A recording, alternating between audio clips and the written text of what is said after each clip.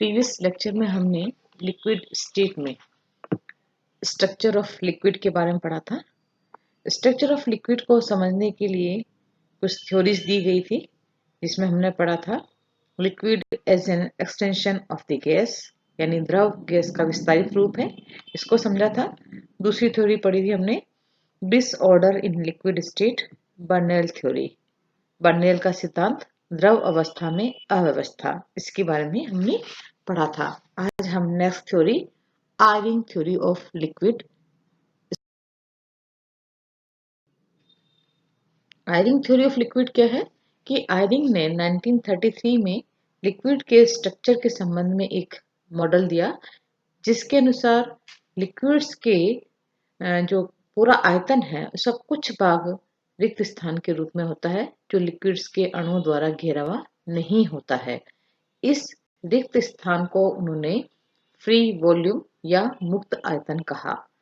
सामान्य ताप व दाब पर किसी द्रव के कुल आयतन का लगभग 3% भाग मुक्त आयतन होता है। आयरिंग के मॉडल को इस जो फिगर दिख रहा है आपको स्लाइड में, इसके से हम समझ सकते हैं। आयरिंग मॉडल के अनुसार लिक्विड जो है जो वेपर फेज है वो लगभग क्या होती है, रिक्त होती है और उनके कुछ अणु इधर उधर घूमते हैं, जबकि लिक्विड अवस्था में अणुओं से वो भरा हुआ होता है। कुछ जो रिक्तिकाएं यानी जो वैकेंट जगह है वो इधर उधर घूमती है। जब द्रव का ताप बढ़ाते हैं तो वेपर फेज में अणुओं की संख्या बढ़ती है, साथ ही लिक्विड स्टेट में रिक्तिकाएं यानी फ्री स्पेस या वैक्यूल्स का जो संख्या भी बढ़ जाती है। इस प्रकार वेपर फेज का घनत्व तो बढ़ता जाता है, परंतु लिक्विड अवस्था का घनत्व कम होता जाता है और क्रांतिक ताप पर दोनों फेजेस का डेंसिटी समान हो जाती है।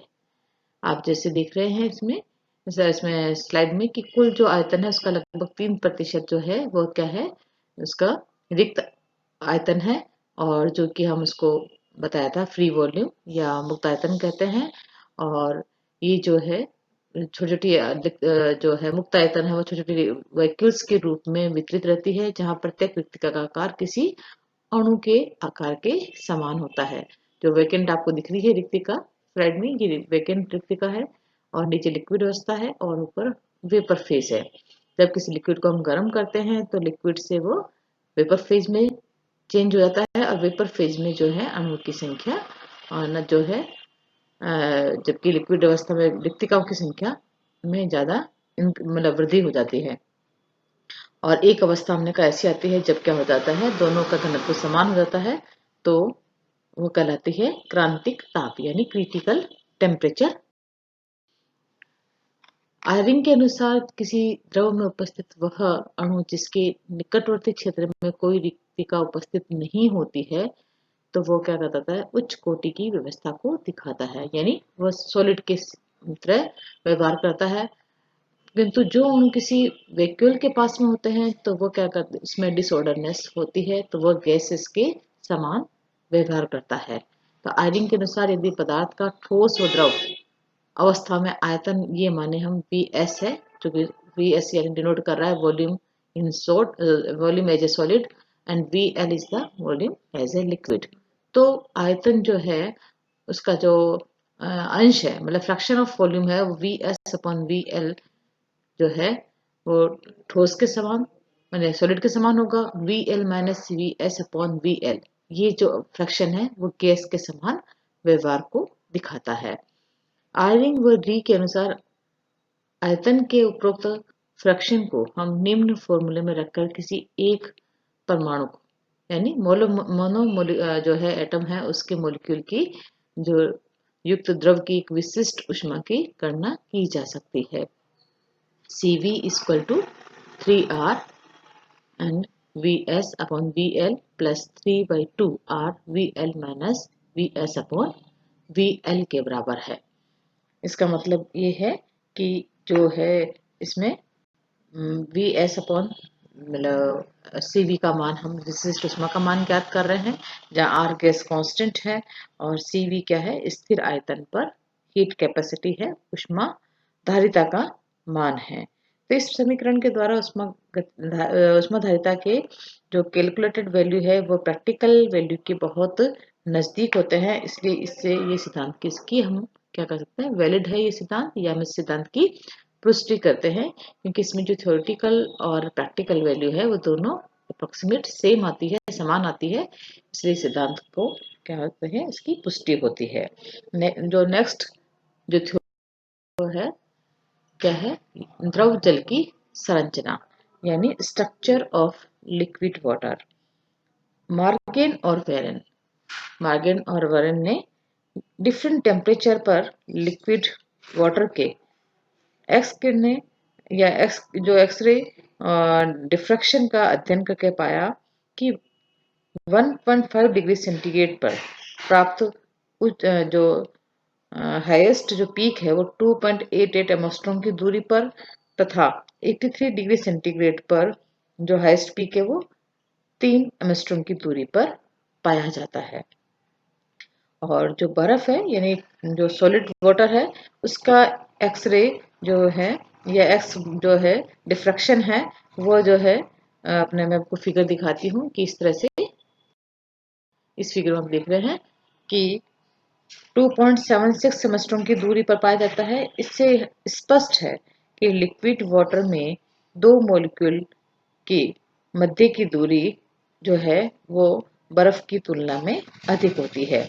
बर्फ में दूरी क्या होती है, कम होती है, और लिक्विड वाटर में इसकी डिस्टेंस जो है वो कम होती है। तो बर्फ के जो एक्सरे डिफ्रैक्शन से देखा कि बर्फ में जल का एक अणु 4 अन्य अणुओं से टेट्राहेड्रली जो है घिरा होता है। आप देख रहे हैं इसमें फिगर में, और इसके जो बीच की जो एवरेज डिस्टेंस है वो 2.76 एंगस्ट्रॉम होती है, और ये परस्पर हाइड्रोजन बॉन्ड द्वारा जुड़कर एक केज लाइक पिंजरे जैसी जो है स्ट्रक्चर बनाते हैं। जब लिक्विड वाटर के एक्सरे डिफ्रैक्शन को स्टडी करते हैं तो ज्ञात होता है कि बर्फ की भांति जल में एक अणु के चारों ओर गिरने वाले अणुओं की संख्या ठीक 4 नहीं है, बल्कि 4 या 5 के बीच में है। एग्जैक्टली 4 नहीं है, उसके बीच की संख्या है। और इसको उन्होंने एक टेबल पे अलग अलग टेम्परेचर पर लिक्विड वाटर की उन्होंने कोऑर्डिनेशन संख्या को भी बताया। अगर हम टेम्परेचर जो है बढ़ाते हैं, जैसे 1.5 से 13, 30 अलग अलग टेम्परेचर बढ़ाते हैं, तो उसका कोऑर्डिनेशन नंबर भी क्या होता है, चेंज होता है। तो इन फैक्ट से पता चलता है कि जब बर्फ पिघलती है तो उसकी पिंजरे जैसी खुली संरचना आंशिक रूप से टूट जाती है, और उसके बीच के स्थान में वाटर के मॉलिक्यूल आ जाते हैं। इसलिए जैसे जैसे टेम्परेचर बढ़ता है एक अणु को घेरने वाले अणुओं की संख्या भी बढ़ जाती है। साथ ही अणुओं की संख्या बढ़ी है और साथ ही दो अणुओं के जो बीच की दूरी है वो भी इंक्रीज हो जाती है। तो इसीलिए 0 डिग्री सेंटीग्रेड से 4 डिग्री सेंटीग्रेड तक एक अणु को घेरने वाले अणुओं की संख्या में वृद्धि अधिक प्रभावी होती है। इसलिए जो वाटर का जो डेंसिटी है जो 0 डिग्री सेंटीग्रेड से 4 डिग्री सेंटीग्रेड तक तो बढ़ती है, और ताप बढ़ाने पर अणुओं के जो बीच की डिस्टेंस है वो अधिक इफेक्टिव होती है। इसलिए डेंसिटी उसके बाद क्या हो जाती है, कम होने लगती है। और हाईएस्ट टेम्परेचर पर जो वाटर के मॉलिक्यूल है उनके बीच में हाइड्रोजन बॉन्ड जो होता है वो टूट जाता है, और जल क्या है, जिससे क्या होता है, जल यानी वाटर एक सामान्य लिक्विड के समान व्यवहार करने लगता है। आगे लिखा हुआ दिख रहे हैं कि जब बर्फ को 0 डिग्री सेंटीग्रेड ताप पर गर्म करते हैं तो उसका क्या होता है, जो टेट्राहेड्रल स्ट्रक्चर है वो टूट जाता है, और नए वाटर मॉलिक्यूल में उसमें जो है प्रवेश कर जाते हैं, और उससे डेंसिटी में क्या हो जाती है, इंक्रीज हो जाता है, आयतन में क्या हो जाता है, आयतन डिक्रीज हो जाता है।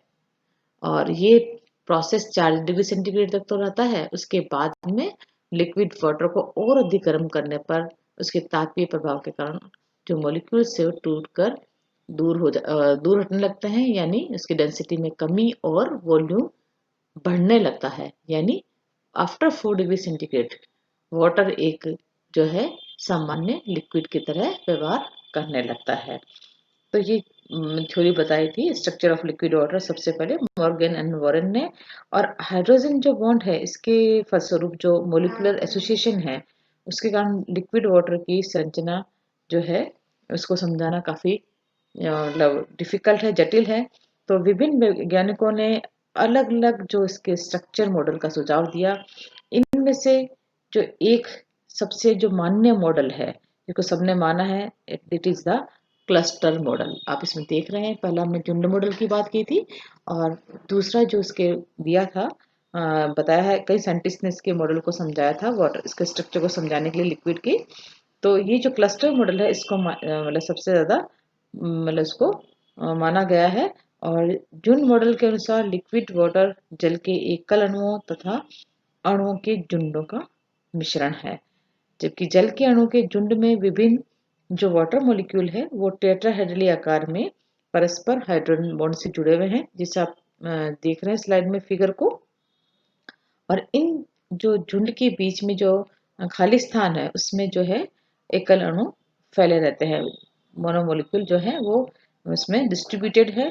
और झुंड लगातार क्या है बनते और टूटते रहते हैं और झुंड के बनने से उनके चारों ओर फैले हुए जो एकल अणु हैं भाग लेते हैं और झुंडों में से टूटने पर ये पुनः जो एकल मॉलिक्यूल है ये जो है अन्य झुंडों के साथ है दूसरे झुंड के साथ में क्या होता है चारों ओर फैल जाता है।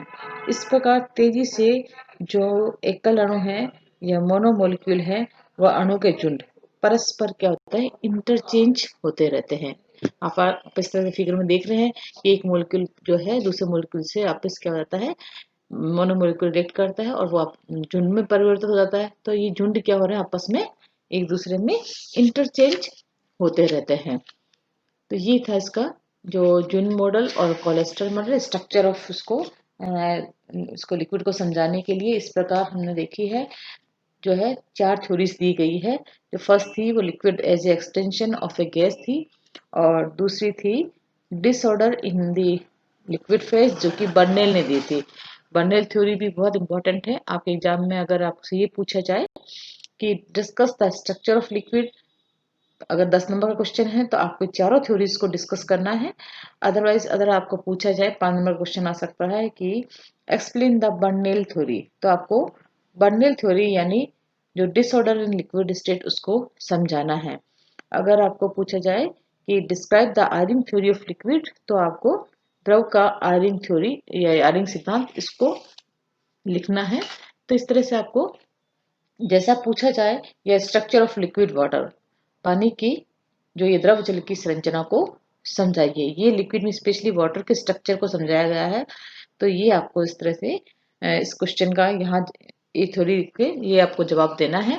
तो ये अलग अलग डिपेंड करता है कैसा क्वेश्चन आपसे पूछा गया है। और जो नेक्स्ट है आपके इस चैप्टर में हम पढ़ेंगे structural differences between solid liquid and gases, वो हम नेक्स्ट चैप्टर में देखेंगे।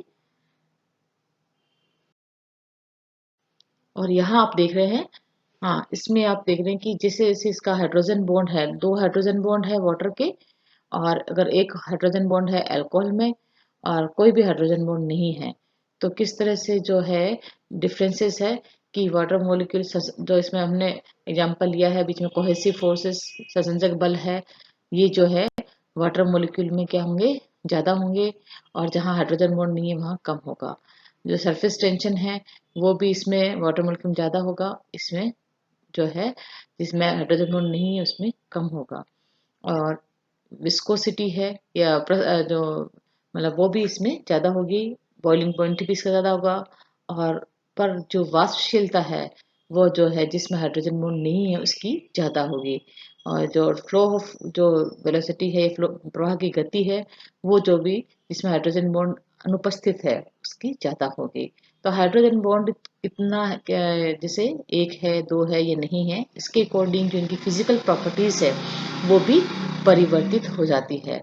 तो किसी द्रव के अणु के बीच लगने वाला जो आकर्षण तथा प्रतिकर्षण बल, इनके परिणाम को द्रव का आंतरिक दाब को मतलब दाब कहा जाता है और इसको हम इस तरह से व्यक्त कर सकते हैं।